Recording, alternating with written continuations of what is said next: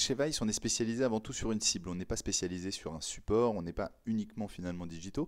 On est vraiment spécialisé sur les 18-35 et sur leurs différents modes de consommation médias. Aujourd'hui, on a une structure digitale qui est composée de 8 sites en France et plus d'une douzaine aux États-Unis. Et chacun de ces sites nous permet de nous intéresser à différents centres d'intérêt des 18-35. Donc on va pouvoir parler de sport, de création, de cuisine, de tous les centres d'intérêt finalement principaux de cette cible. On a une proposition éditoriale qui est quand même assez tranchée, c'est-à-dire que on est rarement dans une question uniquement de volume et de reprendre juste des infos en Google Journalisme qui peuvent vivre partout.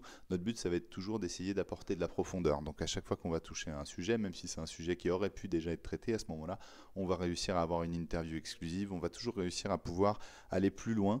On n'est jamais sur une consommation média où le titre se suffit à lui-même. Le titre va nous servir à attirer en effet les gens, mais derrière on est sur un temps de consommation qui est souvent 3, 4 à 5 fois plus important que sur d'autres sites à destination des mêmes cibles.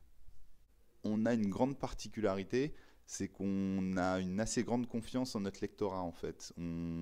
Voilà, on s'adresse à un lectorat qu'on considère intelligent, là où d'autres se disent bon bah finalement c'est du digital, je vais parler à des jeunes, donc il va falloir que j'abaisse mon niveau intellectuel. Non, à la limite on peut avoir en effet un langage qui sera un petit peu plus direct, mais derrière c'est pas pour autant qu'il ne faut pas qu'il y ait un fond et qu'il y ait une intelligence qui ressorte de tout ce qu'on produit.